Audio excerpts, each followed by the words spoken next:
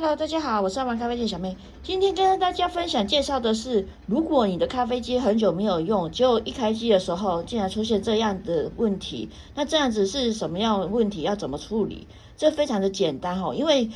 一般来讲，你的咖啡机很久没有用的话，它可能棒浦里面就是没有水了。你这个部分的处理的话，